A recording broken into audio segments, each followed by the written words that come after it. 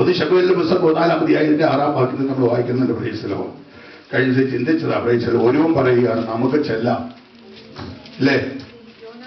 യോനാഥാൻ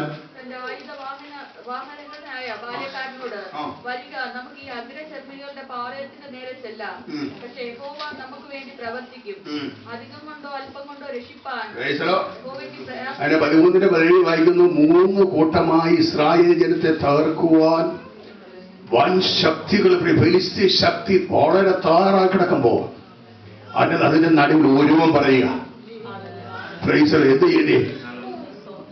നമുക്ക് മുൻപോട്ട് പോകാം. കാരണം എന്നാ? ദൈവം നമ്മുടെ കൂടെ ഉണ്ട്, യഹോവ നമ്മുടെ കൂടെ ഉണ്ട്.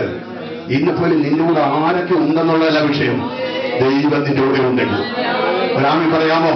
യേശുവിന്റെ നാമത്തിൽ, യേശുവിന്റെ നാമത്തിൽ, യേശുവിന്റെ നാമത്തിൽ ജയമെടുക്കുന്നു, യേശുവിന്റെ നാമത്തിൽ ജയമെടുക്കുന്നു. Hallelujah, hallelujah, hallelujah, hallelujah. കാരണം നമുക്കറിയാം, ചരിത്ര പശ്ചാത്തലം വായിക്കുമ്പോൾ നമുക്കറിയാം. Praise lord, hallelujah. ആമീൻ. ഇവന്റെ അന്ന് 2 പേരുടെ കയ്യിലേ വാളുള്ളൂ. ആരുടെ കയ്യിൽ? ഒന്ന് രാജാവായ ശൗലിന്റെ കയ്യിലും. അതിന് 13-22 വായിച്ച 13-22. ആകയാൽ യുദ്ധസമയത്ത് ശൗലിനോടും യോനാഥാനോടും കൂടെയുള്ള ജനത്തിൽ ഒരുത്തനും വാളും കുന്തവും ഉണ്ടായിരുന്നില്ല. ആരോട് കൂടി? ശൗലിനോടും. ജനത്തിൽ വലിയ സൈന്യമുണ്ട്, വലിയ കൂട്ടമുണ്ട്. പ്രൈസ് ജനത്തിന്റെ കയ്യിൽ എന്തുണ്ട്? എന്തില്ല? ആയുധമില്ല. എങ്ങനെ വിജയം കിട്ടും? പ്രൈസലോ, പ്രൈസലോ. ശത്രുവിന്റെ മുന്നിൽ നിൽക്കുന്ന ജനത്തിന്റെ കയ്യിൽ സൈന്യത്തിന് മുന്നിൽ ആയുധമുണ്ടോ ഇല്ലയോ എന്ന് ചിന്തിക്കേണ്ടത് നോക്കിട്ട് കടമയാക്കാം. ആർക്കാം? രാജാവിനുള്ളതാ. പ്രൈസലോ. അവൻ അതില്ലെന്ന് മനസ്സിലാക്കിയാൽ എന്ത് ചെയ്യണം? എത്രയും പെട്ടെന്ന് അത് ഒരുക്കുവാൻ തക്കൊന്നും തയ്യാറാകണം. പ്രാർത്ഥിക്കുന്ന ദൈവസഭയെ, എബനേസറിലെ ദൈവസഭ ആത്മമണ്ഡലങ്ങളിൽ നിൽക്കുമ്പോൾ നിങ്ങളുടെ കരങ്ങളിൽ ആയുധമുണ്ടെന്ന് ഉറപ്പുവരുത്തേണ്ട ദൗത്യം നിങ്ങളുടെ മുന്നിൽ നിൽക്കുന്നുണ്ട്. യേശുവിന്റെ നാമത്തിൽ, യേശുവിന്റെ നാമത്തിൽ. അതുകൊണ്ടാണ് ധൈര്യത്തോടെ ദൈവത്തിന്റെ വചനം പ്രസംഗിക്കുന്നത്. ആത്മാവിൽ ശക്തിയുള്ളവരെ മുന്നേറിയെങ്കിൽ മാത്രമേ ആത്മമണ്ഡലങ്ങളിൽ നമുക്ക് വിജയം കരസ്ഥമാക്കാൻ പറ്റുകയുള്ളൂ. ഇങ്ങനെ ഇരിക്കുന്ന ഇരിപ്പിൽ ഹല്ലേലൂയ ഒന്നും ചെയ്യാൻ പറ്റുകയില്ല.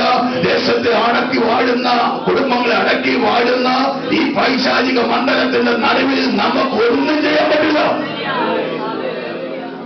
പ്രൈസലോ. ഇതൊന്നും നമുക്ക് വായിച്ച് So it came about on the day of battle that there was neither sword, nor spear found in the hands of anyone. ആരുടെ കയ്യിൽ ആയുധമില്ല. എങ്ങനെ യുദ്ധത്തിൽ വിജയം നടക്കും? ഇതൊരു ദൈവാത്മ നമ്മോട് ചോദിക്കുന്നു, നമ്മുടെ കയ്യിൽ എന്ത് ആയുധമുള്ളത്? അടുത്ത വാക്യങ്ങൾ വായിച്ചു പോവാം. Not spear found in the hand of any of the people who were with Saul and Jonathan, but they were found with Saul and Jonathan his sons.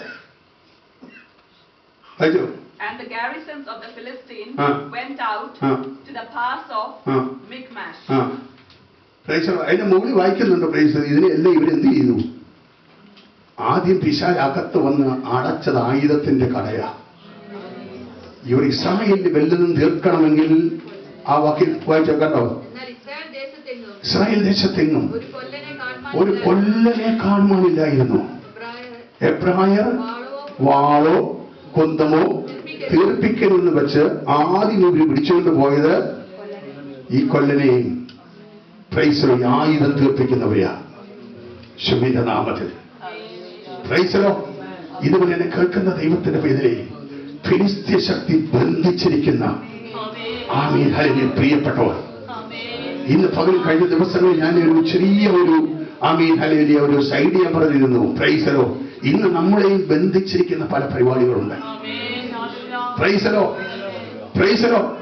ആമീൻ. നമ്മുടെ ആത്മീക ജീവിതത്തെ ബന്ധിച്ചിരിക്കുന്ന, ഉപവസിക്കാൻ കഴിയാതെ വേണം. നമ്മുടെ ഒരു ആത്മീകന്റെ ജീവിതത്തില് ഏറ്റവും വലിയ ആയുധമാണ് ഉപവാസവും പ്രാർത്ഥനയും, അല്ലേ? ഇതിൽ നമുക്ക് എന്താണ് ആഗ്രഹം? നമുക്കുള്ള ആയുധമുള്ള